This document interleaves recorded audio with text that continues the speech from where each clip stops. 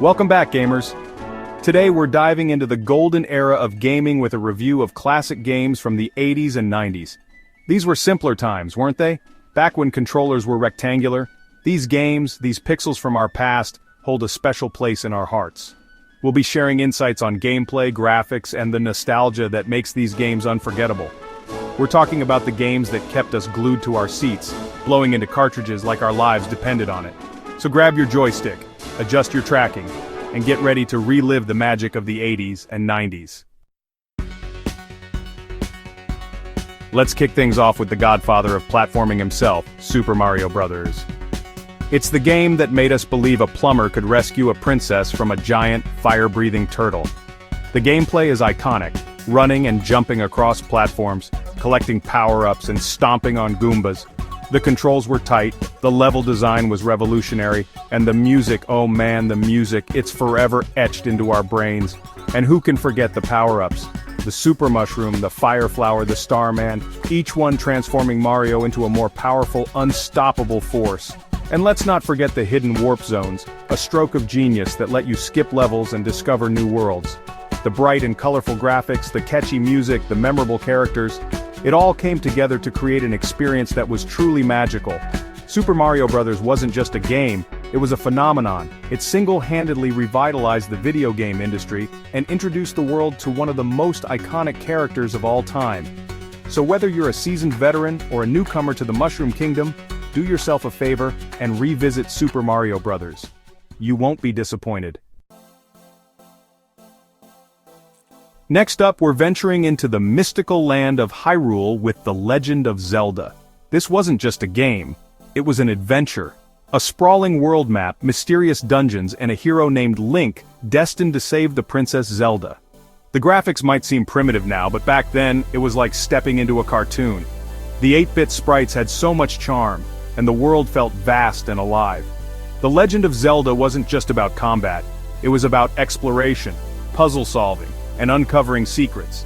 And the music, oh boy, the music! From the iconic overworld theme to the haunting dungeon melodies, the soundtrack was pure magic. The game introduced us to iconic items like the boomerang, the hookshot, and the Master Sword. The Legend of Zelda wasn't afraid to be challenging either. When you finally beat a tough enemy, or solved a difficult puzzle, it felt like a real accomplishment. The Legend of Zelda was more than just a game, it was a pioneer. It set the standard for action-adventure games to come, and its influence can still be felt today.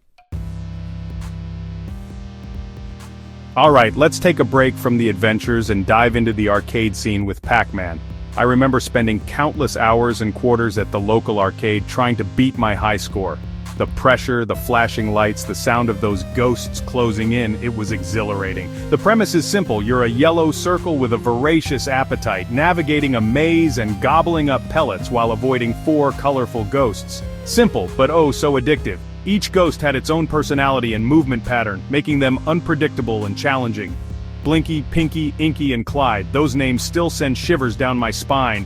And who can forget the power pellets? Eating one of those bad boys turned the tables, letting you gobble up the ghosts for bonus points. Pac-Man wasn't just about the gameplay, it was a cultural phenomenon. It was one of the first video games to truly break into the mainstream. So, next time you're feeling nostalgic, fire up a game of Pac-Man and relive the glory days of arcade gaming.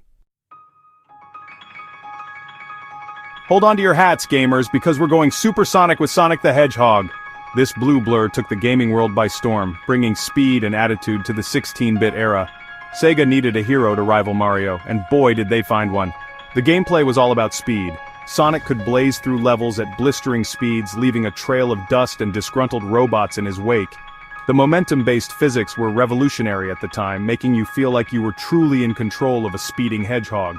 The level design was brilliant, with loops, corkscrews, and hidden pathways that encouraged exploration and speedrunning.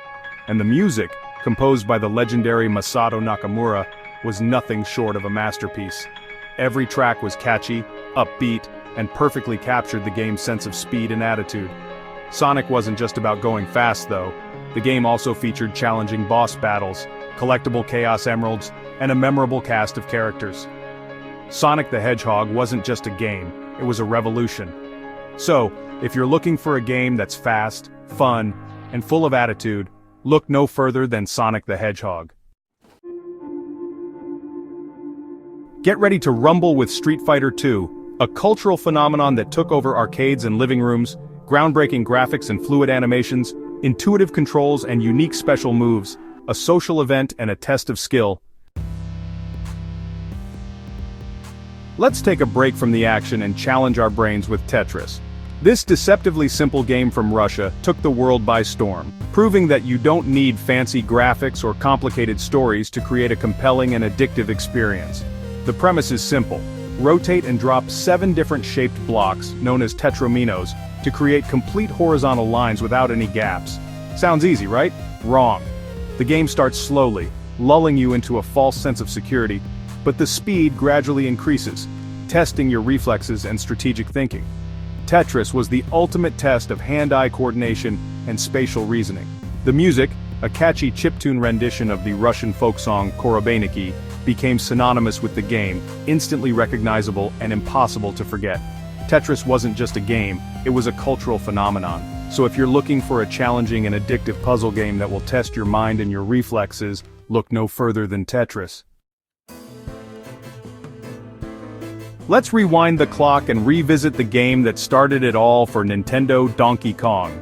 This classic arcade title introduced the world to Mario, albeit in his original form as Jumpman, and set the stage for one of the most successful video game franchises of all time. The premise was simple.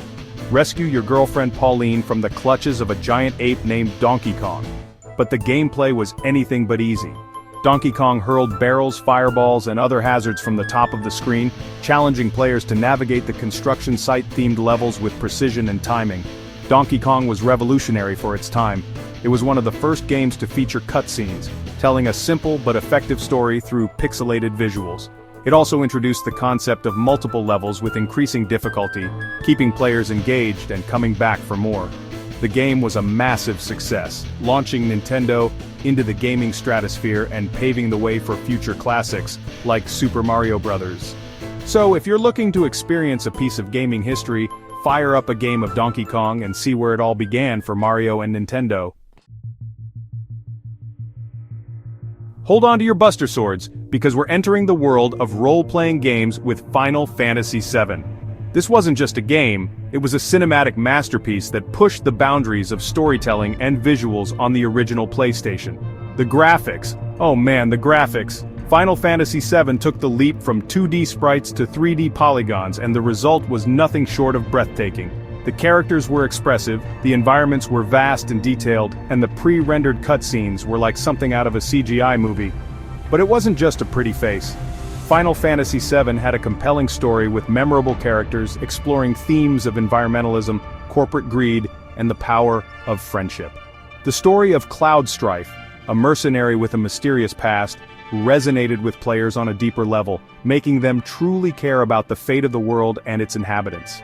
The gameplay was a perfect blend of traditional turn-based combat and innovative features like the Materia system, which allowed players to customize their characters' abilities and spells. The soundtrack, composed by the legendary Nobuo Uematsu, was a masterpiece in its own right, blending orchestral scores with rock and techno elements to create a truly epic and unforgettable soundscape. Final Fantasy VII wasn't just a game, it was an experience. So if you're looking for an epic adventure with unforgettable characters, a gripping story, and groundbreaking visuals, look no further than Final Fantasy VII. Hold on to your Buster Swords, because we're entering the world of role-playing games with Final Fantasy VII. This wasn't just a game, it was a cinematic masterpiece that pushed the boundaries of storytelling and visuals on the original PlayStation. The graphics, oh man, the graphics! Final Fantasy VII took the leap from 2D sprites to 3D polygons, and the result was nothing short of breathtaking. The characters were expressive, the environments were vast and detailed, and the pre-rendered cutscenes were like something out of a CGI movie. But it wasn't just a pretty face. Final Fantasy VII had a compelling story with memorable characters, exploring themes of environmentalism, corporate greed, and the power of friendship. The story of Cloud Strife, a mercenary with a mysterious past, resonated with players on a deeper level. The gameplay was a perfect blend of traditional turn-based combat and innovative features like the Materia system. The soundtrack, composed by the legendary Nobuo Uematsu, was a masterpiece in its own right. Final Fantasy VII wasn't just a game, it was an experience. So, if you're looking for an epic adventure with unforgettable characters, a gripping story, and groundbreaking visuals, look no further than Final Fantasy VII. Get ready to rock and roll, because we're stepping into the shoes of the Blue Bomber himself, Mega Man. This iconic Capcom franchise was known for its challenging gameplay, memorable robot masters, and catchy chiptune music. Mega Man was all about precision platforming and boss battles. You had to master Mega Man's arsenal of weapons, each acquired by defeating a different robot master, to overcome the game's many obstacles and challenges. Every jump, every shot, every enemy encounter required careful planning and execution. The graphics, while simple, were charming and effective. The colorful sprites and detailed backgrounds brought the game's world to life, and the character designs were both memorable and iconic. The music was another highlight of the Mega Man series. The catchy chiptune melodies were instantly recognizable and added a layer of energy and excitement to the gameplay. Mega Man wasn't just a game, it was a test of skill and determination. So if you're looking for a challenging and rewarding platformer with a rich history and a dedicated fanbase, look no further than Mega Man.